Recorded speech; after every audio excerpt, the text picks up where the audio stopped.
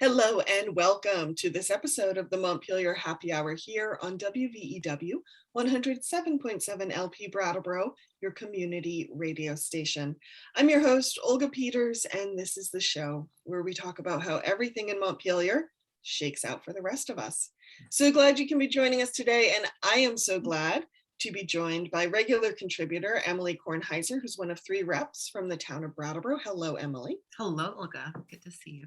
Good to see you too. And for the first time, I'm very pleased to be meeting Kitty Toll, who is a former House rep and also former chair of the Appropriations Committee, who is also running for the spot as Lieutenant Governor. So very glad you can be joining us and talking about budgets and policy with us today.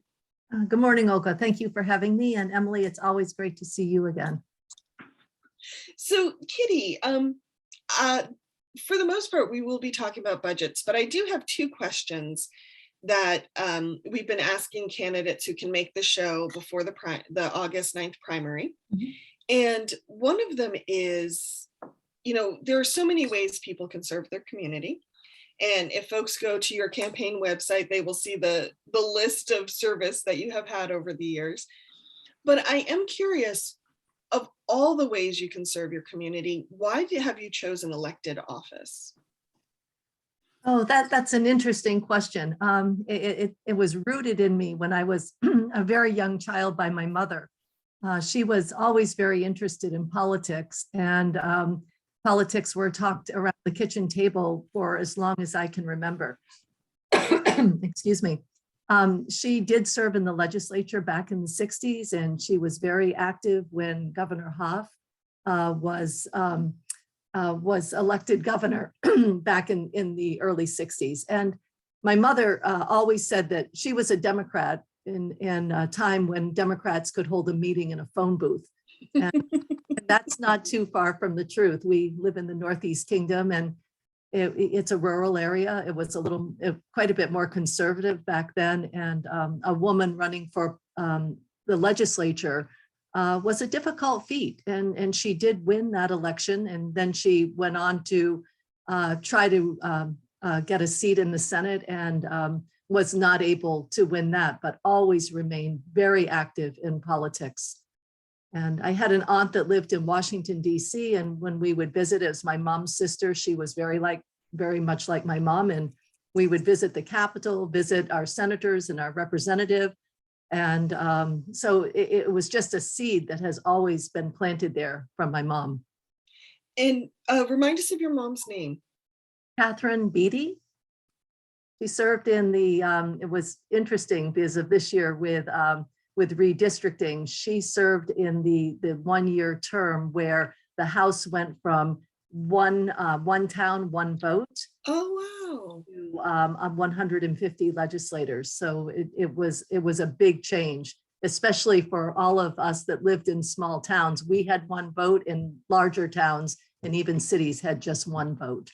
Mm-hmm. Oh, that must have been fascinating.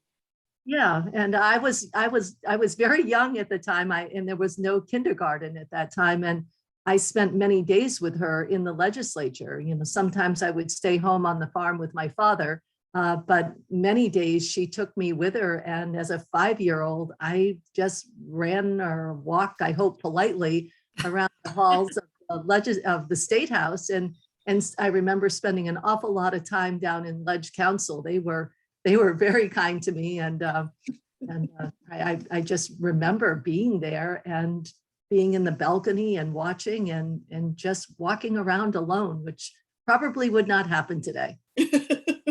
Kitty, I don't know if you've ever talked to Carolyn Wesley about this, Becca Ballant's chief of staff, but she has very similar memories of her own childhood and remembers actually sleeping on Janet Ansell's couch, I think when Janet was on Ledge Council, and or maybe when she was in the governor's office, and just has that same memory of just walking around alone, being sort of dragged to the State House, everyone being very kind.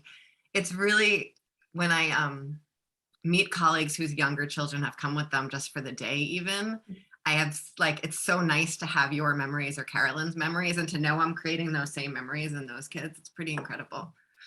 My favorite one of I think it's a favorite memory, but not a great one. I was looking down over the balcony at some men, because it was mostly men in the legislature at that time, and my knee went in between two of the little pillars, and then I couldn't get it out. And the more I tried, the more I couldn't get it out. And finally, someone looked up and asked if I was okay. And I can remember they were talking about having to saw off one of the pillars, but somebody got some lotion and finally able to get my knee out. But that is a memory that sticks in, that has always stuck with me. I'm glad I didn't have to damage a historic piece of the legislature by cutting away one of the pillars. But it probably, if that had happened, there would have been a story forever throughout the State House. Oh my gosh, thank you for sharing those memories with us, Kitty. Much appreciated. Yeah, it's actually given me some ideas for cocktails, but we'll do that later in the show. We spoke with another lieutenant governor candidate the other day, David Zuckerman, and we happened to hit on budgets. And the reason that conversation is fresh in my mind is because I think, Emily, you might agree, it hit on some themes that we have talked about in this show before. And I'm hoping, Kitty, you will dive into this with us a little deeper. That theme of having a balanced budget or a well-resourced budget. And are they always the same thing? And what does it mean to actually invest in different programs through the state budget? Emily, do you want to kind of add anything to that? I think that's sort of the basic theme, and part of it is because through the pandemic, Olga and I have been talking so much about sort of scarcity and abundance and how it changes the way we think creatively and all of those things.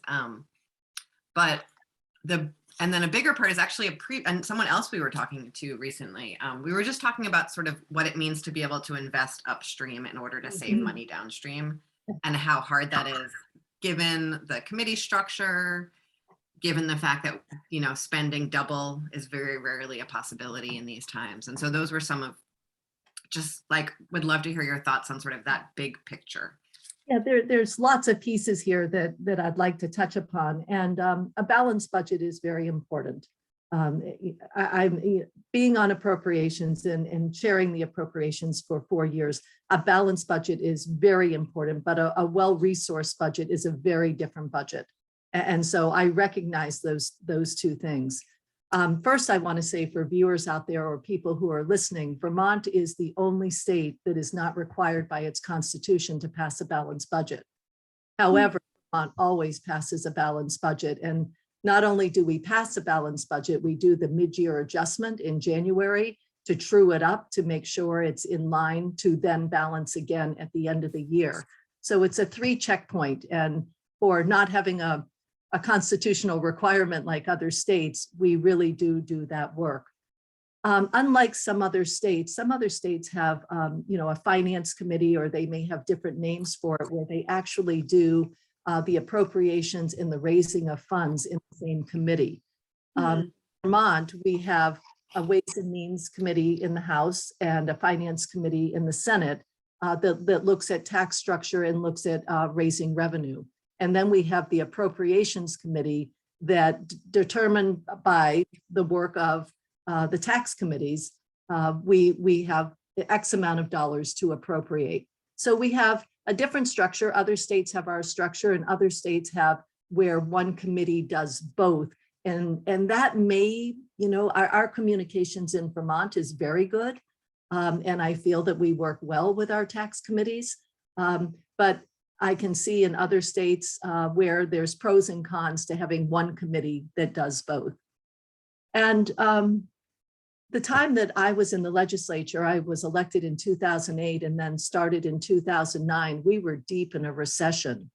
And we were moving through that recession where there were huge gaps in our budgets. I remember the first gap was over $200 million. And that is a large gap between the amount of revenues that our state economists have told us we can count on and what our expenses are. And even if you keep a flat, you keep a flat budget, there are expenses that increase on their own. And so trying to accommodate for those expenses became very, very challenging during the recession. And then when we started finally moving out of the recession, we came right into COVID. And so it's been difficult times for quite a long time, but we have done balanced budgets, and we have, I think, done the best we can with the work of our policy committees to move forward, making investments in housing and in climate and in, programs for families and children and the elderly and, food security. We've made many investments because we've had what is called one-time dollars, where our state economists see more money. They have seen more money coming into the state, but they cannot guarantee that it's ongoing. And so for many of those years in the 2013 through 17, we were seeing lots of one-time dollars, but we could not count on them to be year after year. And so to invest them in ongoing programs was not an option because we did not have that insurance at the time. Mhm. And So I'll let you stop, and then I can talk about, investments upstream and yeah, I think, that's when we think about the one-time money and think about sort of these investments upstream, I think for me, justice reinvestment is the most explicit example for me. I think partly just because it was sort of named in a way that more members got their head around the idea that we are doing this sort of upstream activity in order to save money downstream. But and so we sort of sold it as a policy idea from that perspective.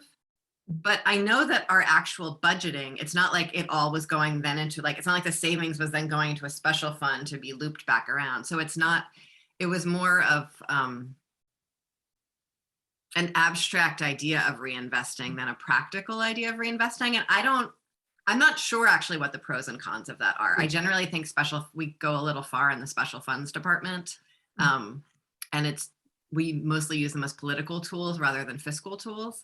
And so I'm curious your thoughts on just sort of if that worked as a way of really getting that loop going, if you have other ideas on how to really be doing similar upstream investments to save money downstream. I mean, I know early care and education is one idea, but it's not like that's a 20-year So can I time frame. just jump in quickly and give Kitty a minute to think about her answer? But Emily, just for the sake of listeners, when you talk about using political tools versus fiscal tools, can you give us some examples? Yeah, sure. So justice reinvestment is in some ways a good example of that. So we branded it justice reinvestment. It was a really long thought out sort of deep policy area of the idea that we sort of save money long term by investing in diversion and prevention around the carceral system, because as I think most people know, putting people in jail is actually just incredibly expensive in addition to destroying people's lives. So it's not just the moral argument against putting people in jail, it's also a deep fiscal argument for how expensive it is. And we actually, our ability to bill the feds for certain pieces of care of that population is very diminished when people are incarcerated, but possible when people are in the community, like Medicaid, for instance. Okay. So we're saving money by keeping people out of jail, out of prison. But when we sort of talk about it as justice reinvestment,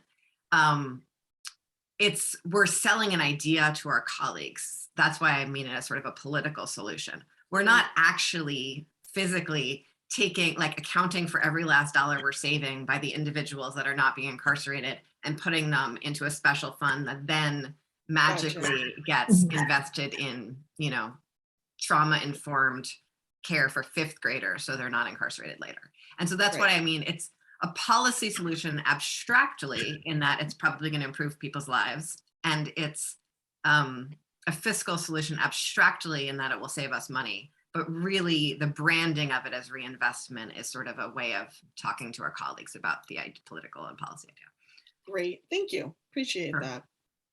Thank you, Emily and Olga. This is we hear the proposals and policies in action, and there's really two pieces. What is best for Vermonters and people who are impacted by the policy, and also is there any savings? And hopefully our focus is always what's best for Vermonters first. And obviously with justice reinvestment, doing more with diversion and keeping people out of the incarcerated from being incarcerated is really critical, especially, nonviolent offenders. We're just seeing a spiraling down when they're incarcerated, and if we can provide them with substance use treatment, and we can provide them with jobs and education, it's such a healthier outcome. So healthier outcomes, I think always have to be the primary focus. We do hear, and we have heard for a long time about savings, and we've done it in education. We've done it with, substance misuse, and for me, the outcome for the individual is always the most important.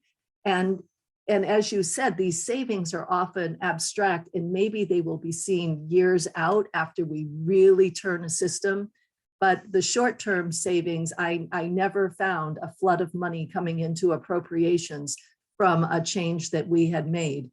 Maybe there was some pressure that was not on the budget for individuals who would have gone into other parts of the system, but there was never in my time that I can pinpoint large savings that we could then invest somewhere else. We lived through the challenges for change era. You weren't in the legislature then. No, but I worked in human services then, so I've heard a lot about it. Spend less and have better outcomes. And it was, in theory, it sounded very good, and some were very hopeful, but actually to see the better outcomes in the savings, I don't remember any that I can pinpoint that made a huge difference. But beyond that, I really want to talk about upstream services. It only makes sense, and to see the savings will be probably years and years out. But when you're talking about substance misuse and you're talking about people's health care, it seems that for many years we always address crises.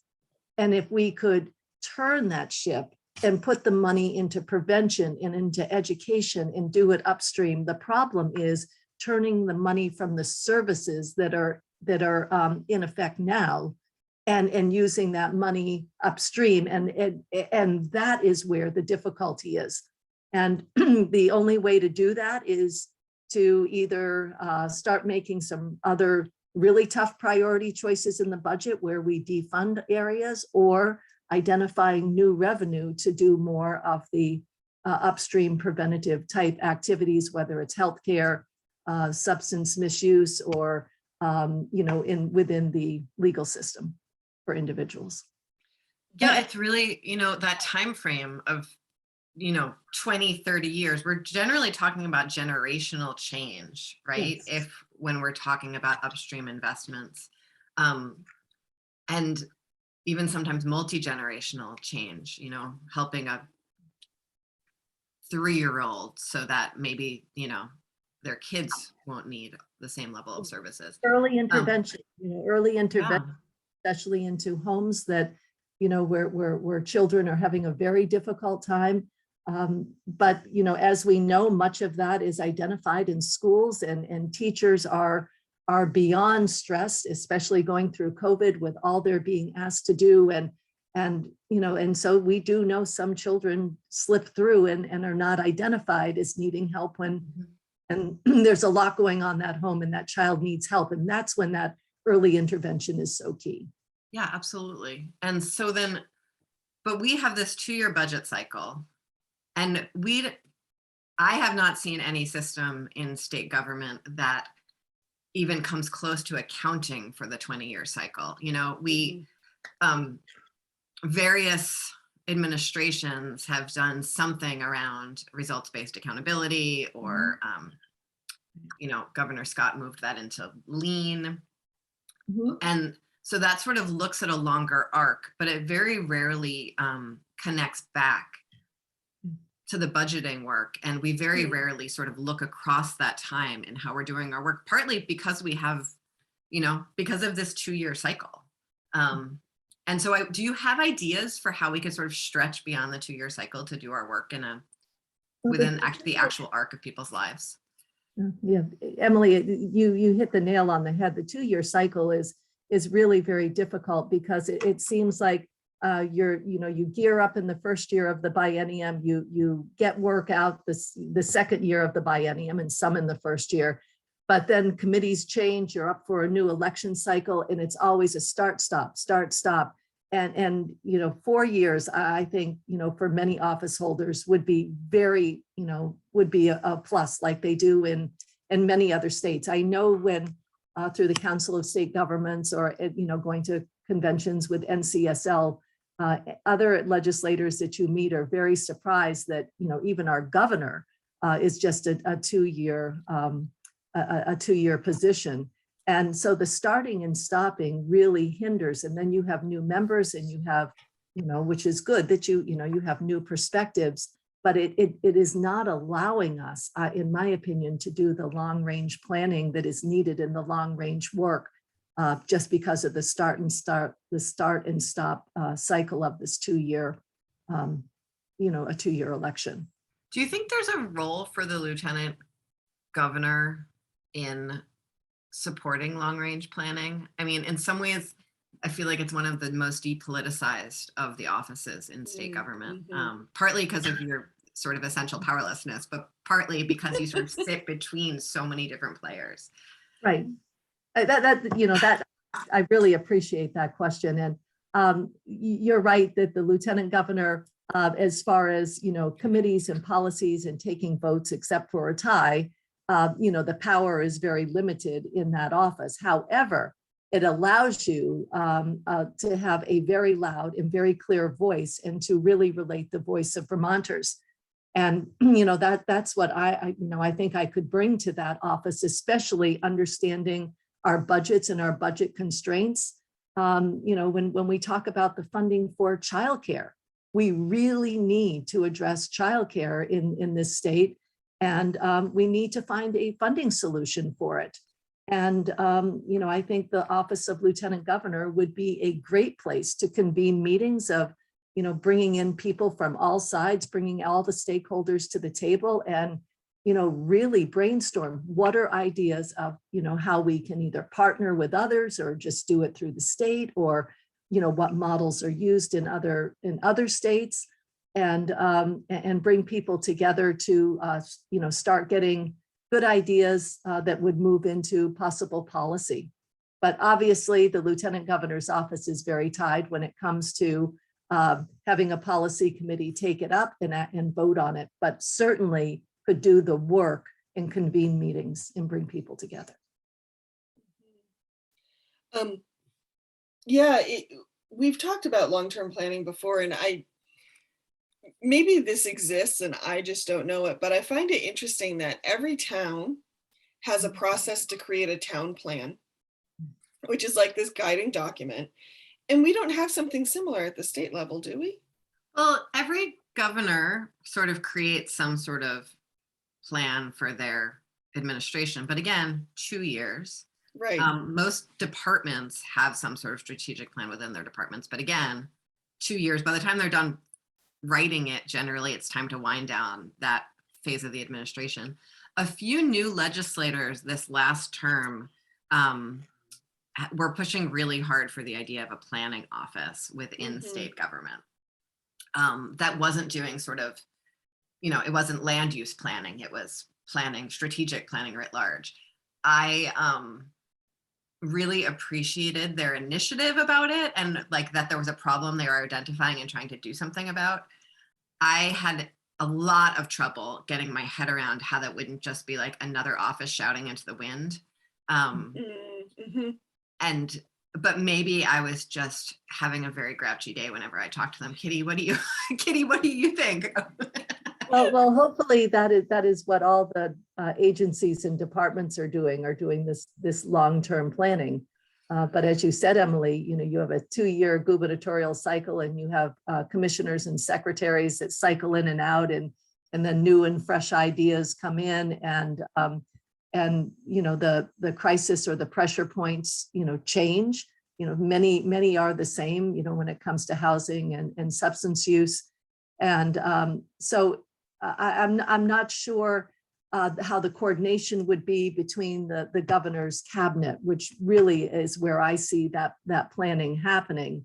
And then I would like to see more coordination then with the policy committees, with the priorities of the governor's cabinet. And I know that's difficult when they're opposing parties, but I think there could be more communication of where we want to see Vermont go. I like the idea and the thought of a planning group or an office of planning, but as you said, I'm trying to sort out in my head, would the work be just duplicate work from what the commissioners and the secretaries are doing? And it seems like it would be an awful lot of time trying to coordinate with all those areas unless you targeted, a very strict area of planning. But I would like to just see planning for the whole state be more long range than it is now. But I think we're hampered by the 2-year cycle. And I know that, I think in talking to legislators who have been around longer than I have, I think chairs and even some members who aren't chairs sort of do their own version of long range planning, but they sort of keep it to themselves. It's, like they have a, and sometimes in partnership with a advocacy group or with another colleague, that there's sort of an internal long range plan. We'll do this bill this year, which will build up to this one this year. But that's not something that we usually talk about as publicly as we could. Right. That's true. And I can see in appropriations, some long range planning this was before the pandemic. Our state reserves were not where they should have been. If you look at, I call it the industry standards between other states and what's recommended by national groups, we were told that our reserve should be between 12 and 18%, and we were well below that. And so that was some long range planning over the time I was on appropriations. And when I was chair, I really pushed with these one-time dollars that we couldn't count on as ongoing, was to build our state reserves in case there was ever a real crisis or an emergency or another recession or, God forbid, a depression. And we were doing that before we knew about the pandemic. And all these federal dollars came into the state, but if the federal dollars had not come into the state, we would need those reserves to shore up programs until we could make major changes in figuring out how to move forward. So we are in a healthy place with our reserves, which I'm very proud of that. And I think that's an example of long range planning, but it's just a small point in all of state government. Mm-hmm. So we have to, thank you, Kitty, for that. We have to head to break to hear from some of our underwriters here on WVEW 107.7 LP Brattleboro, your community radio station. So stay tuned. We will be right back with Lieutenant Governor candidate Kitty Toll. Welcome back to the second half of the Montpelier Happy Hour here on WVEW 107.7 LP Brattleboro, your community radio station. So glad you can be joining us. And if you are just tuning in, I'm speaking with regular contributor Emily Kornheiser, as well as Kitty Toll, who is running for the position of Lieutenant Governor here in Vermont. And a reminder to everyone, our primary is August 9th, but that early voting has already started. So if you want to reach out to either the Secretary of State's office or your town clerk for an early ballot, you may do that and it will arrive in your mailbox. And how exciting is that? Emily, what do we need to remind listeners of? Well, the views and opinions expressed here on the Montpelier Happy Hour are those of the host and the guests, and not the station, nor their employers, nor their family or friends. Why, thank you. Mm-hmm. So, Kitty, this part of the show brings me to the second question that I'm asking all the candidates who can come on the show before the primary. when you think about Vermont and you think about it, how to make it work better for everyone, what is the one policy that you would love to see enacted that you feel would make Vermont better for everyone? And it can just be the policy that could set off a domino effect, but where would you focus? Boy, that's a tough question because there's so many areas and to pin it down, but the policy, I don't know what the exact policy would be because there's several that would lead to it, but we need to make Vermont welcoming to everybody and work for everybody. And the legislature, I wasn't there this year, but I was there in years that led up to some of this legislation, but with environmental justice and with truth and reconciliation, we're taking these steps that is recognizing that everyone has not always been on the same level playing field. And in the treatment of some is not like the treatment of others, and policy that just makes Vermont welcoming, open, and policies and not policy, but programs that support families and individuals have to be equally accessible and a voice in government. Everyone has to have a voice in government. And so I believe that is where we really need to move forward, and we've made steps and we just need to continue in that area. Thank you. Thank you. We were talking before the break about budgets and planning and fiscal tools, and I'd like to touch on I always find it interesting, especially when I was covering a town meeting for the local newspaper, how people would stand up in town meeting and talk about budgets. And, we all humans carry so much baggage around money, but there was always phrases I would hear like, well, this saving money makes sense here, or this is just common sense to not spend money here or spend money there. And I'm curious from your perspective, Kitty, when considering state finances, what are some of the either stories the legislature tends to tell around money or approaches that it takes towards money? And are they helpful, or do we need to rethink even how we approach some of these fiscal decisions? Yeah, that's very interesting. And being on the budget committee, I saw many things at work, and sometimes the quieter voices are the ones that are not heard and are left behind. And so when we're considering how we spend our state's resources, which are limited, we really need to, and this was not always done in the past, but we really need to bring the policy committees into those discussions, because they're the ones that often hear stories that in appropriations we don't hear. We take testimony mostly from the commissioners and the secretaries from the governor's administration. We do hold public hearings, and those are critical. Those are so important.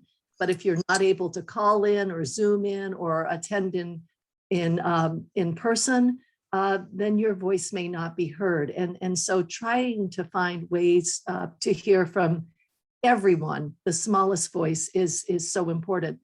And in my time in the legislature, the best stories that I heard often came from kids and teenagers and young adults.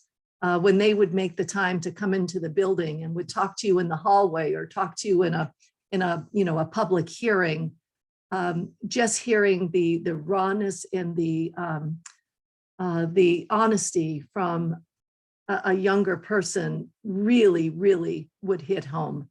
And so I would like to see more youth involvement, or a way to get more youth voices, because they're the ones that are so impacted by the decisions we make when it comes to substance misuse and comes to education. And they know what's working and not working for them in school or, in programs that they may be accessing. And I would like to hear more from youth. Yeah, it's funny. I was at a little gathering last night in a neighborhood around here, and all of the adults were sort of sitting, I'd given a little campaign speechish thing, very small one, and everyone was sort of sitting around and asking me questions and having a conversation. And there was a few youth sitting there, mostly adults and mostly some older adults. And folks were talking about how hard it was for kids these days and how things have changed. And everyone was just sort of like talking about what it's like to be a youth. And no one was sort of attending to the youth who were there to ask them what they wanted until it took a lot to pivot the conversation. And it was interesting how much, I think, the legislative body being what it is, how much we are informed by our own experience of our children or our grandchildren, or I remember when racial justice conversations really came to the fore in the legislature, how much I heard from colleagues that it was sort of their grandkids had told them they had to do this, or their kids had told them they had to do this. And I think it would be powerful to have that come sort of more directly from people rather than in the background. I had one story about budgeting that is sort of a lesson that I learned that I think is really interesting. So when the pandemic first hit, I remember thinking, this is a rainy day, people. Like, what are you talking about? Like, this is the rainy day we've been waiting for. Like, it's not going to get rainier than this. Like, this is, this is the Noah's Ark flood, that we've been sort of saving the reserves for. Like, why are we calling? And I remember just being like so righteous. Why are we saving this money in this reserve? Like, this is rain. We need to invest in Vermonters. We need to pull all this money back out. And I was wrong. Like, that wasn't, we had the resources. We needed to spend our resources differently. And I'd love to hear how you led on that, because we spent them incredibly well. But the actual need to spend the reserves wasn't there because that federal flood of money came in and we didn't need to. And now we'll actually have that money for if the federal spending dries up, which was predicted to happen, but who knows, right? And so that was a really interesting moment for me to realize I was wrong, because, that's very good for humans. But this sort of difference between it's a rainy day in terms of like people have different needs, and it's a rainy day, the budget has a different need. And so I appreciated that you were like really stood strong in that idea that we need to spend differently, but we don't necessarily need a different set of resources. So would love to hear your thoughts on all of that pandemic spending. But your instinct was absolutely correct, Emily. Your instinct was correct that we saw all of this, it was a very devastating time, and we saw a real darkness coming. And had those federal dollars not come in, or not come in as quick as they did, we would have had, we may have had to have depended on those reserves in order to bridge us over. That would have been several months out, because we did, there was money within the system to continue things on. But boy, without the federal dollars, that could have dried up very, very quickly. And knowing, with businesses having to shut down and unemployment and people, needing funding. And so when those dollars came in, they were a real lifeboat to us. And I know that there's, there's pros and cons to those dollars coming in, because they do have to be paid back. We do have to figure out, and that will be what our congressional delegation will do, how we move forward with federal dollars. But in Vermont, when the first set of money came in, it was the relief dollars, the coronavirus relief fund, and to get 1.25 billion was more money than we could ever have imagined in Vermont. And there was other money coming in to Vermont. And I think in total, Vermont has received over $10 billion of federal aid. Some has gone out, directly to businesses for economic impact payments.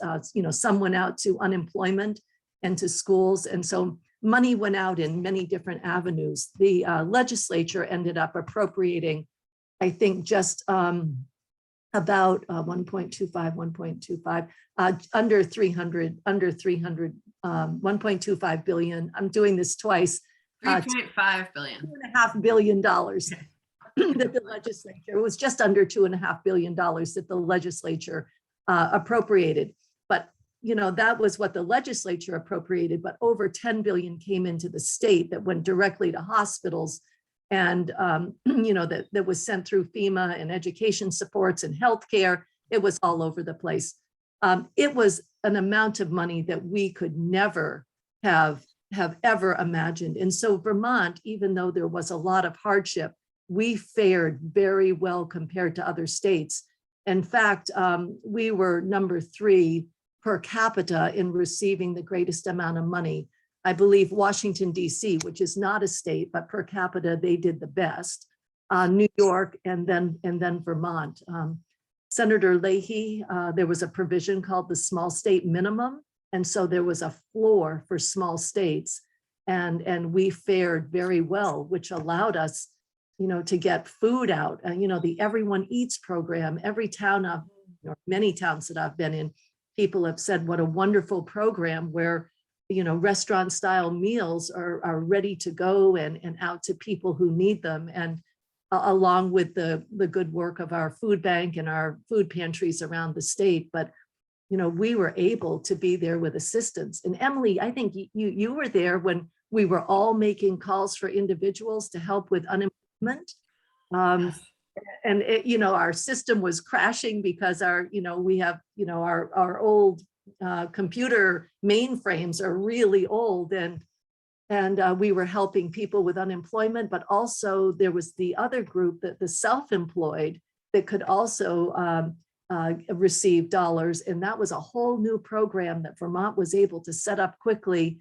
And it took longer for some. I know it took longer for some and was frustrating, but legislators pitched in and we made those phone calls, and we helped people receive when they were not able to work, when the state was shut down or their businesses were closed that were not considered,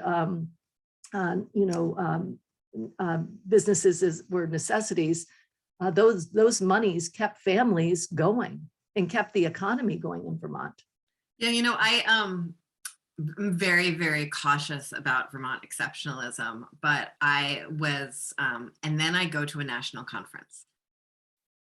And all of a sudden I think, whoa, this place is amazing. And it's not just like the trauma of traveling, but it's talking to other states about what their state legislatures did through the pandemic. So I was just at a fiscal leaders conference in DC a few weeks ago with Janet and some JFO staff and Ann Cummings. And we had a few sort of focus groups that were very explicitly about how did you spend, your federal dollars? What did you do to make it through the pandemic? And just, time after time after time, hearing about how, when the first round of coronavirus relief money came, before the ARPA money came, we spent that in such a strategic way that it sounded to me like ARPA money was actually tagged to the way we had spent coronavirus relief money. This emphasis on keeping people housed, the emphasis on making sure people have food, the way we did school lunches through that first summer, through that first period with delivery, the Everyone Eats program, just all of these like really both innovative and just deeply common sense ways we spent that felt just like, yes, of course, this is how we should be doing this, Think about the school bus. Go ahead. I was just saying, think about the school bus drivers, the schools that got those school lunch programs, and instead of going and picking up kids, they did their school bus routes and they dropped off food.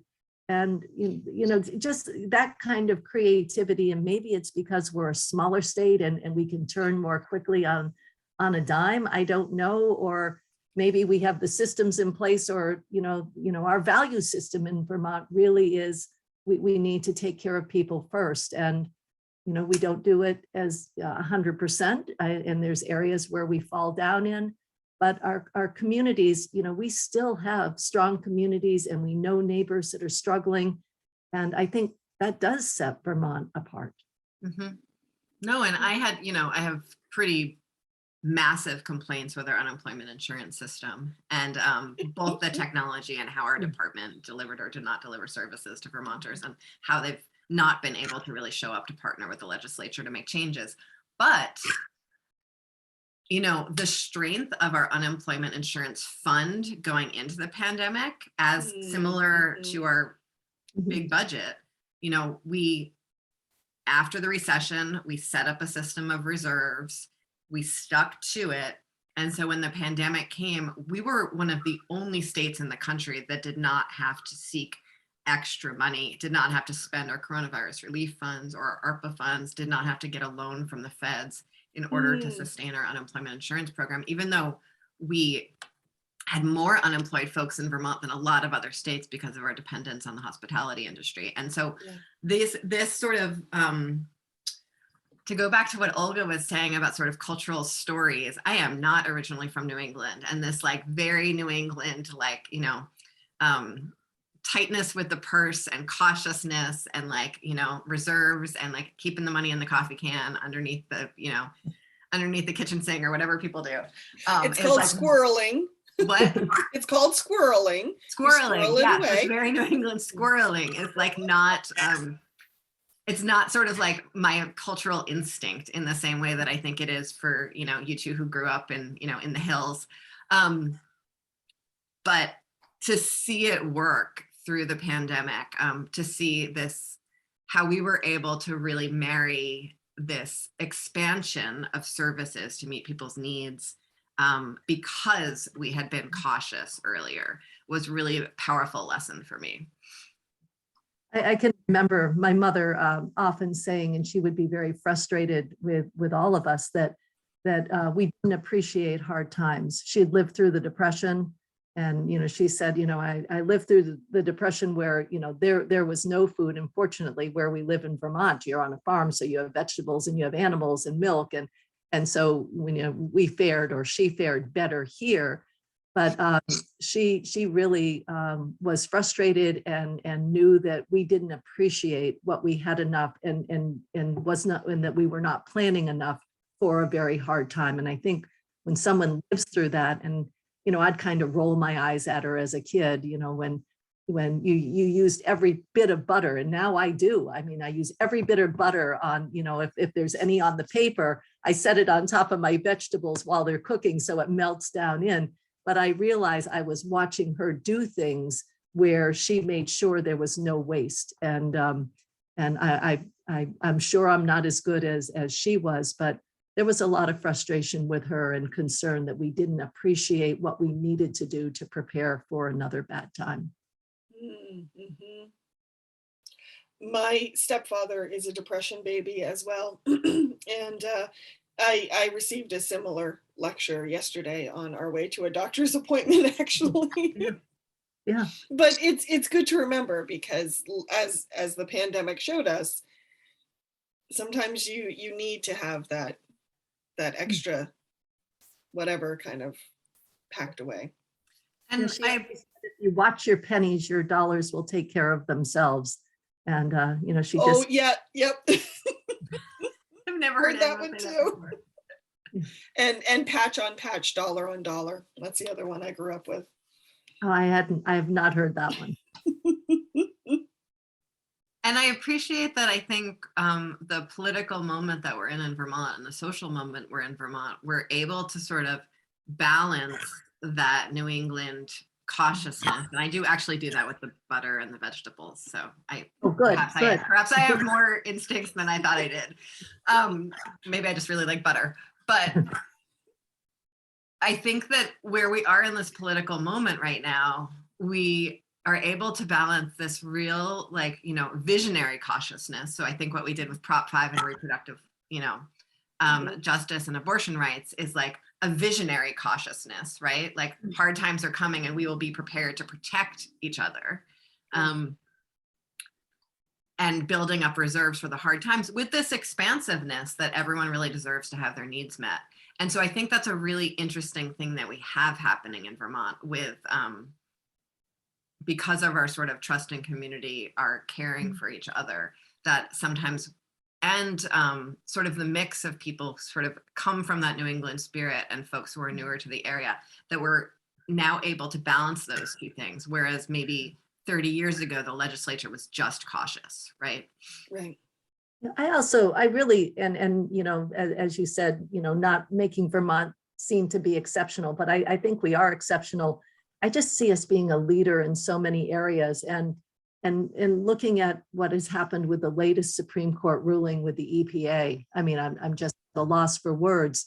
I just see investments that we can make in Vermont, you know, investments in addressing emissions through transportation initiatives that we're taking, and also through weatherization projects, but also, you know, the work that's being done to really invigorate downtown communities and more housing in downtown, so it's more walkable and people are walking and driving less and have access, you know, to stores and post office and community events. Vermont has to be and continue to be a model. And I think that, you know, these investments in important areas, whether it's education, environment, climate change, we are really modeling to the rest of the nation. And what you said earlier, Emily, where you go to a national convention and you talk about what we do in Vermont, that is not happening in all other states. And in light of many of the rulings with the Supreme Court, when it comes around, you know, firearms, Prop 5, and the environment, we have to be a leader here in Vermont and keep pushing forward. We're small, but I often, you know, look at us as, you know, we're shaking the dog's tail quite often, as we did with GMOs. You know, we did, and we made the federal government have to react, and they did, and they hadn't reacted in much lately at that time. So I think Vermont is exceptional, and we have our issues, but boy, are we way ahead of other states. So just doing a quick time check here, we have about 5 minutes before the end of this segment. So I want to check in both Emily and Kitty.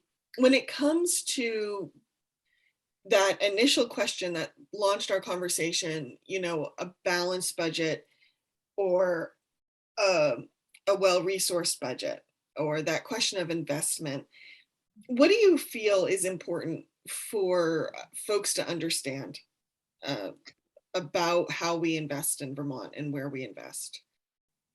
And am I starting, or is Emily starting? Whoever wants to jump in first. Well, I'll jump in first. It's truly a balancing act, and it is. It's important that we pass a balanced budget, but when there's, you know, initiatives and investments that need to be made, we know we need to make investments in childcare, and that is going to be a very serious discussion when the legislature comes back into session in January. How do we do it? Can we partner with other groups? And where will these dollars come from? And, you know, do we raise new revenue, or do we reprioritize some things in the budget? And I will tell you that's very hard, is as soon as you try to make reductions in other areas, advocates for those areas and people impacted make it very difficult for any change, even in the smallest amount. And so these are going to be very difficult discussions, but I would say, you know, ongoing childcare funding is going to be, you know, a hot topic, and it is a priority. We're very fortunate with all these one-time dollars to help us with broadband and housing initiatives, which all support our economy. But, you know, funding for childcare is with housing and broadband. That's what's going to keep young people here, attract new families, keep businesses here, and attract new businesses. Those are the three key items that I really see, you know, standing up and improving our economy. And then we have the big issue, which is climate change. It's a balancing act, and working well with our policy committees. Mm-hmm. Thank you, Kitty. Emily, anything you want to add to that? I think there's a national conversation around, mostly on the left, around sort of what sufficiency looks like, what abundance looks like, what the role of government is in that, what the role of taxation is in that. And I just am very careful in my own mind to be separating those two things. The federal government's ability to tax and spend, to to run a deficit, that a deficit is in fact a policy tool at the federal level, is a very, very different thing than at the state level, where we really do have we have a closed loop. Deficit spending is not a policy tool. We do not actually print our own money here in Vermont. And our ability to raise revenues here is very, very different, not just given that people sort of, especially wealthy folks, can move across borders very easily, but even more so that we just have a limited pool of humans with a limited pool of dollars to draw on. And so it changes the conversation very seriously at the policy level to be doing that within the state versus within the full nation. And I think that's hard for many of us who are reading our way between sort of national news and state news, national policy conversations and state level policy conversations, to remember that we do need to discern between those two things when we're talking about sufficiency. Thank you, Emily.